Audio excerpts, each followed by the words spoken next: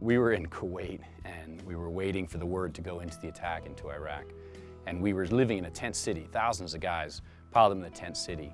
And on the outside of the city, surrounding us, were these porta-johns, these plastic houses to use for the restroom. And guys would go in there with all their gear and use the restroom and come out. Well, this one young captain had to go into the bathroom and he loaded himself up and he couldn't fit in the little room. There was just too much stuff on him. And so he took everything off and piled it up in front of the restroom. And on top of the pile, he put his gas mask, which you're supposed to have on you at all times.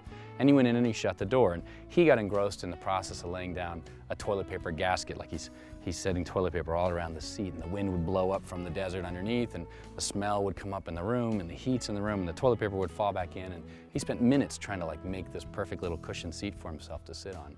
Meanwhile, the line is getting longer outside.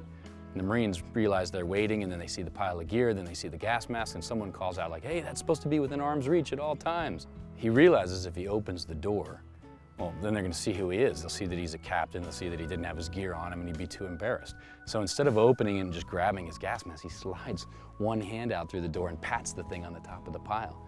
And he's patting it, and he says, "See, it's his arm's reach, I can reach it." As he's thinking about it, he realizes that as he pulls his arm in, they're gonna take his gas mask or something. And so what he has to do is he takes the belt and pulls it back, and he pulls it in tight, and he's sitting there on the toilet, and he's holding onto this belt rope, trying to make sure that nothing gets away from him. So if they touch it, it'll twitch. And then when he's done, and they're probably done, he has to wait a couple extra minutes because he wants to make sure that not only do they go to the bathroom and then leave, but then nobody sees that it's him when he gets out and grabs this stuff and goes. And this translates to business. You've got to have humility to be able to admit your mistakes. And yeah, people are watching you when you're in a leadership position, but if you're too proud to say that you did something wrong and let people see you doing things wrong, you might find yourself in a porta-john in 110-degree weather, smelling of feces for 20 minutes. I mean, is that really worth your pride? Sometimes it's better just to admit you made a mistake, pick up your stuff, and move on.